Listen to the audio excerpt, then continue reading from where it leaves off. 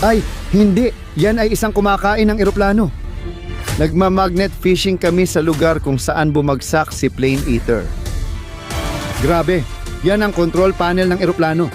Sa tulong ng kamerang yan, makikita natin si Plane Eater sa totoong buhay. Kamusta mga mahal kong manonood at subscriber? Ako si Slab. Welcome sa SLAV's Adventures ngayon. Gumagawa tayo ng magnet fishing sa isang napaka-espesyal at kakaibang lugar. Narinig ko na dito mismo sa lawa na ito ay nagkaroon ng totoong pagbagsak ng eroplano. 2 eroplano raw ang sabay na bumagsak. Nagpapalipad sila ng eroplano at aksidenteng nagbanggaan. At pagkatapos noon, pareho silang bumagsak sa tubig. At mga pare, narinig ko na, "Oh, parang may nakuha ako." "Oh, ayos." Narinig ko na isa sa kanila ay kumakain ng eroplano o baka infected na sky. Hindi ko alam. Hindi ko alam kung sino yon. Kung may mga ideya kayo, huwag kayong mag-atubiling isulat sa inyong mga komento. At ngayon, kukunin ko na ang bagay mula sa tubig. Okay, teka, tingnan mo yan. Grabe ito mga pare. Wow, tingnan nyo lang. Maaaring bakal lang ito o baka naman espesyal na hawakan ito. Makikita mong nakakabit ito sa eroplano. Ang lupit nun at ituloy lang natin ang paghahagis para makahanap pa ng ibang bagay dahil mukhang hindi masyadong interesante ito at baka hindi rin ito konektado sa eroplano. Pero baka yung susunod nating makita. Oh, may nakuha ako sigurado. Oh, tingnan mo kung paano humihigpit ang lubid ko. Kaya ngayon, kailangan nating mag-ingat para mailabas ang bagay na yon. Sige, tara na. Ay nako, dumulas. Pero may nararamdaman pa rin akong nakadikit sa magnet ko. Tingnan natin. Tingnan nyo guys. Oh, lumalabas na. Wow, ang puting metal na panangga. Hindi lang basta metal na sheet. Wow! Tingnan nyo guys. Mukhang bahagi ito ng panlabas na katawan ng eroplano. Kulay puti siya. At dito makikita natin ang malaking UP na maaaring gawa ng isang Plane Eater. Grabe! Baka ito nga ang bahagi ng eroplano na nasira. O baka may ideya ka rin. Sabihin mo, naniniwala ka ba sa Plane Eater o infected na langit sa totoong buhay? I-comment mo. Sige, tara na. Kailangan pa nating maghahanap ng iba pang bagay na konektado sa Plane Eater dahil siguradong dito nag-crash ang eroplano. Oh, mukhang may nakita na naman ako. Grabe mga pare, palagi na lang na-stuck ang magnet natin sa isang parte at nandoon iyon. Tingnan nyo, lalong humihigpit ang lubid ko bawat hilang ko. Kaya tingnan natin kung ano ang nakuha natin ngayon. Mukhang mabigat yon. Hindi! Dumulas na naman. Siguradong malaki yon, pero may nakadikit pa rin sa magnet ko. Ayun, papalapit na. Tingnan mo! Tingnan mo! Tingnan mo! Oo! Ito yun! Uy, ano yan? Uy, hindi ako makapaniwala sa nakikita ko. Parang hawakan ito ng eroplano. Pwede mo itong gamitin sa braso mo. Ilalagay mo dito o pwede ring ganito. Siguradong bahagi ito ng eroplano. Ng loob na bahagi. Pero bakit natatakpan ito ng parang pulang, dugong mga batik? Tingnan mo, isa pang palatandaan ng kumakain ng eroplano. Ang wild nito at ang creepy talaga, kaya kung totoo man to, hindi ka panipaniwala. Tara, tuloy lang tayo, itapon pa natin. Nakakuha na tayo ng 3 bagay na posibleng konektado sa mga eroplano at isang bagay na konektado sa kumakain ng eroplano. Itapon pa natin ng kaunti pang malayo. Oo, maganda ang pagkakaitapon nun, di ba? At ngayon, maganda ang pakiramdam ko. Diyos ko. Oh. Kaya sa tingin ko, puno ng eroplano ang lugar na to. Ang wild talaga, mga pare. Sige, oo. Siguradong may nararamdaman akong nakadikit sa dulo ng lubid ko. Mas mabigat ang magnet ko. Kaya tingnan natin kung ano yon. Uy, nakita mo yon? Gumalaw siya. Gumagalaw, lumalabas na yung bagay. Ano ba yan? Ano ba yan? Huwag, manatili ka dito. Grabe yon mga tol. Kaya kunin na lang natin ito ng mag-isa. Kita nyo, puting kalasag na gawa sa metal na may letrang A sa bilang 4. Hindi ko alam, isa pang parte ng eroplano yan. Uy, ano yon? Tingnan mo, puro dugo. Talagang pulang-pula mula sa loob. Paano kung hindi lang parte ng eroplano ang bahaging ito? Baka parte ito ng fuselage ng kumakain ng eroplano. Kasi kung titingnan mo yung larawan na, yun, puti siya sa labas at siguradong pula, dugong pula siya sa loob. Grabe mga tol, pang-apat na natin yan na konektado sa kumakain ng eroplano. Tara, tuloy lang sa paghahagis. Kung nanonood ka pa rin ng video na ito, huwag mong kalimutang mag-subscribe ngayon na. Oo, ngayon doon na lang ako naghahagis sa isang tiyak na lugar kasi may kutob ako. Oo, tiyak na pakiramdam yan na may konektado sa eroplano o baka yung kumakain ng eroplano o mismong ang langit na nahawaan. Kaya ngayon, may nararamdaman akong kung ano sa magnet ko. Hindi siya mabigat, pero magaan lang itong bagay na to. Pero sige, kunin na natin to mula sa tubig. Oo, may nakikita ako. Kita mo rin, may puting bagay na lumalabas. Grabe, isang digital camera yan. Ay hindi lang yan digital camera. Espesyal na closed circuit television camera to. Mukhang ininstall talaga tong bagay na to sa loob ng eroplano, kaya baka pwede nating i-connecta to at makakuha tayo ng mga files. Oo, espesyal na USB Type-C connector yan. Baka makita pa natin mismo ang plane eater sa totoong buhay. Grabe mga tol, hindi ka panipaniwala to. Kung gusto nyong malaman ang laman, panoorin ang video hanggang dulo at abutin natin ang 10,000 likes. Alam kong kaya nyo ito. Makikita natin kung ano ang nangyari at paano lahat ito konektado. Mga tol, makikita natin ang totoong plane eater gamit yan. Sa tuwing ihahagis ko ang magnet, mas marami akong nakukuhang files sa ilalim ng tubig. Mahilig ako sa adventure, kaya kung ganun ka rin, huwag kalimutang mag-subscribe at pindutin ang kampanilya. Oh, may nakuha akong malaki ngayon, mga kaibigan. Mabigat ito. Oh, tama yun. Grabe ang bigat at ang laki nito. Pero kailangan nating mag-ingat sa pag-ahon ng bagay na yan mula sa tubig. Ayun, nandoon nga. Sigurado akong nandoon. Grabe, ano yon? Ano yung bagay na yan? Grabe, ay wow! Ang mga kable, mga pindutan na ganito, at kung ano-anong bagay na may mga numero, mga figura, at iba pa, parang speedometer, altimeter, o kung ano man yon. Hindi lang ito, mga sensor mula sa eroplano. Oo mga pare, marami yan na iba't ibang sensor na nagpapakita sa atin ng iba't ibang impormasyon tungkol sa eroplano habang lumilipad. At itong bagay na to na nakita ko, espesyal to. Naglalagay ka rito ng mga numero na siyang koordinada sa espesyal na control panel ng eroplano na bahagi ng autopilot system. Siguradong pwede mong ikumpara itong bagay na to sa totoong buhay. Oo, at ayan, makikita mo, ito ay control panel ng eroplano. Pero tingnan mo yung parteng yon. Naitabi ito, talagang nasira ng tuluyan. Lahat ng mga piraso ng bakal na ito ay matutulis at napakadelikado. Grabe mga pare, sobrang nababaliw ako dyan. Kung may mga ideya kayo tungkol sa sitwasyon, kung alam nyo kung ano talaga ang nangyari, isulat nyo ang opinyon nyo sa mga komento. Interesado akong basahin ang mga komento nyo. At bibigyan ko ng puso ang pinaka-interesante. Kaya mag-comment at huwag kalimutang i-like ang video. Pero tuloy-tuloy lang tayo. Tuloy lang sa paghagis. Subukan pa nating makakuha ng mas marami pang bagay mula sa tubig. Sige, hindi masyadong malayo yon. Pero tama pa rin ang direksyon. Kung saan sa tingin ko ay nandoon o baka ngayon nakahiga.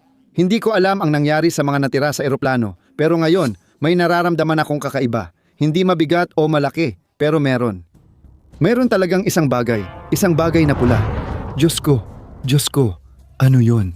Iyon ay isang ngipin na may dugo. Baka iyon ang ngipin ng kumakain ng eroplano. Kasi kung titingnan mo yung litrato na yon, ganyan talaga ang itsura ng mga ngipin niya. Mukha silang nakakatakot at sobrang delikado. At tingnan mo, yung kulay, ibig kong sabihin, itong mga pulang dugong batik, pareho ng kulay na nakita natin dati, talagang pareho. Kaya ngayon, mas malinaw na nating nakikita ang larawan. pero hindi ko pa rin maintindihan kung ano ang nangyari doon sa langit.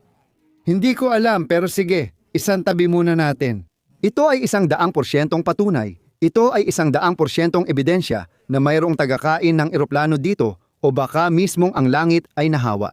Kailangan nating ipagpatuloy ang ating pakikipagsapalaran at kailangan nating ipagpatuloy ang ating paghahanap para makakuha pa tayo ng mas maraming bagay mula sa tubig. May nararamdaman ako. Oh, sigurado. Sa wakas may nahuli ako. Oh, mabigat ito. Sige. Mag-ingat tayo ng husto para hindi natin mawala ang susunod nating makikita dahil ito na nga, ang laki nito mga tol. Oh, tingnan mo. Dumarating na. Oh, mayroong isang bagay sa ilalim ng tubig. Nakikita ko. 100%. Nako, nawala ko. Nakikita pa rin natin, maaaring bahagi iyon ng eroplano. Oo, dumarating na. Oo, tama ako mga pare, tama ako. Ito ay isang bintana mula sa eroplano. Tingnan nyo amang mga matutulis at nakakatakot na gilid na to. Ang wild nila, ang nakakatakot talaga. At makikita nyo, ito ay metal at ito naman ay plastic. Kaya ito ay mula sa loob. Pero lahat ng loob ay natatakpan ng mga pulang parang dugo na batik, kapareho ng kulay ng mga nakita natin dati. Siguradong sigurado ako na lahat yan ay konektado. Lahat yan ay konektado sa infected na langit o sa plane eater. Grabe, ang wild nun. Tara, tuloy pa tayo. Pero bago tayo magpatuloy, gusto ko kayong paalalahanan na meron tayong espesyal na kamera na inilagay sa loob ng eroplano at makikita natin ang ilang datos mula sa loob. Kung hindi mo pa nila-like, i-like mo na ngayon please. Kailangan ko talaga ng 10,000 likes sa video na to at sa dulo ng video, makikita natin kung ano ang nasa loob. Sige, tuloy lang tayo sa panunood, tuloy lang sa paghahagis. Oo, tingnan natin kung ano ang makukuha natin mula sa tubig na to. Gawin na natin to. Oo. Ngayon, sinusubukan kong ihagis sa isang partikular na lugar. Oo, kasi doon palagi akong may nahuhuli. Kita mo kung paano humihigpit ang lubid ko. Ibig sabihin niyan, may nahuhuli tayong malaki at mukhang interesante mula doon. Pero palaging dumudulas. Ibig sabihin may patag o kung anumang bagay sa ilalim. Kaya tingnan natin kung ano ang nakuha natin sa pagkakataong ito. Uy, mga pare, may kulay pilak at itim. Ay, ang creepy naman nito. Ano yon? Pero ito ay joystick. Espesyal na control ito para sa pagpapalipad ng eroplano. Sa totoo lang, kapag itinulak mo paabante, aabante ka. Kapag hinila pa atras, aakyat ka. Hindi ako piloto, pero pangarap kong maging isa. Ikaw, ano dream job mo? Isulat nyo sa comments, pero tingnan nyo mabuti mga pare. Natatakpan lahat ng parang sunog.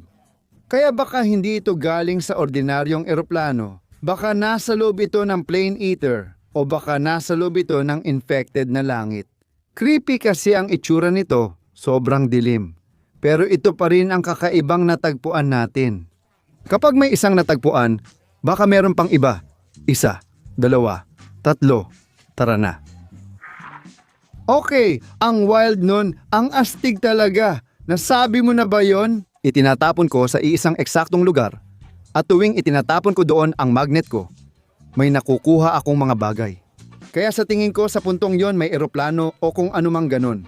Sigurado. Oo, sige, tingnan natin. Oh, may nakuha tayo sa magnet ko. Grabe ang lupit. Woo, wow, ano yon? Ay nako, alam ko, ano yon mga tol. Hindi ka panipaniwala yan. Espesyal to mula sa mga eroplano. Tinatawag itong gyroscope. Ito ang tumutulong sa mga piloto na kontrolin ang direksyon ng eroplano. Ganito at ganyan, makikita nyo kung paano talaga itsura nito sa totoong buhay dito sa litrato. Ang lupit talaga. Pero mga tol, naaalala nyo ba yon? Dati nating nakita itong control panel at may isang bagay na wala. Sa tingin ko dito ito nakakabit, parang ganito, sa kung anong paraan. Sige. Sigurado akong galing talaga sa control panel na yon ang parting ito. O baka hindi rin. Gustong-gusto ko ang parting ito dahil ang dami nating nakuha. Pero alam mo, may malungkot din talagang bahagi. Kung marami tayong nakuha na bagay mula sa eroplano, Siguradong totoo iyon, 100%. Nagkaroon ng pagbagsak ng eroplano at hindi talaga nakakatawa yon. Sa tingin ko, dapat tayong magtapon para makakuha pa ng gamit doon. Sige, malalim ang pagkakatapon ko doon. Kaya tingnan natin kung ano ang makukuha natin ngayon. Oo, nararamdaman ko. Oo, humihigpit na ang lubid ko. Kaya tingnan natin kung ano ang makukuha natin. Sige. Uy, tingnan mo! Ayan! Uy, ano ba yan? Yung mga kawad!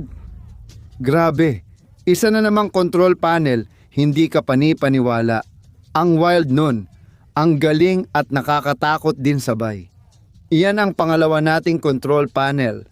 Magkaiba sila, itong mga trigger, mga hawakan at mga switch, kakaiba talaga. Baka galing din itong control panel na to sa Plane Eater o sa mga infected na Sky Guys, kasi magkaiba sila. Hindi pwedeng may dalawang control panel sa loob ng isang eroplano. Hindi ka paniwala yun. Kaya para tapusin ang investigasyon natin, gamitin natin ang kamerang ito para siguradong maintindihan kung ano talaga ang nangyari. Kaya, yan ang laptop ko. Lagi kong dala yan para makakuha pa ng impormasyon mula sa kakaibang bagay tulad ng kamerang yan. Sige, isaksak na natin. Madali lang to. Naririnig mo ba yung tunog na yon? Ibig sabihin may kuryente na, kaya makakakuha tayo ng data mula sa kamerang yan. Sige, gumagana na. May file system ang kamerang ito. Sige, tingnan natin kung anong laman sa loob. Ang daming files niyan. Mga pare, buksan natin yung pinakahuli. Ito. Uy, mga pare. Itong camera na to ay kinabit sa loob ng cabin ng piloto. Ang interesting nito, tuloy lang natin ang panunood. Sabi ng piloto, normal lang ang flight, ayos lang ang lahat. May binanggit na kakaiba ang pangalawang piloto. Nako, anong nangyari? Nako, iyon ay isang kumakain ng eroplano. Totoong kumakain ng eroplano. Kaya totoo pala iyon. Isang eroplano ang umatake sa isa pa. Pero ang eroplano bilang isa ang kumakain ng eroplano. At naaalala mo ba ang sinabi ko sa iyo noon? Mayroon pa ring isang malaking bagay doon sa puntong iyon. Baka iyon na nga. Nandoon pa rin ang buong eroplano, nakahiga sa ilalim ng lawa na iyon at maaari nating itong kunin. O kaya'y sumisid tayo doon. Kung gusto ninyong isuot ko ang aking scuba diving suit, huwag kalimutang mag-subscribe sa aming channel at pindutin ang kampanilya para hindi ninyo ma-miss ang mga susunod kong video. Huwag kalimutang i-like ang video para makuha natin ang 20,000 likes.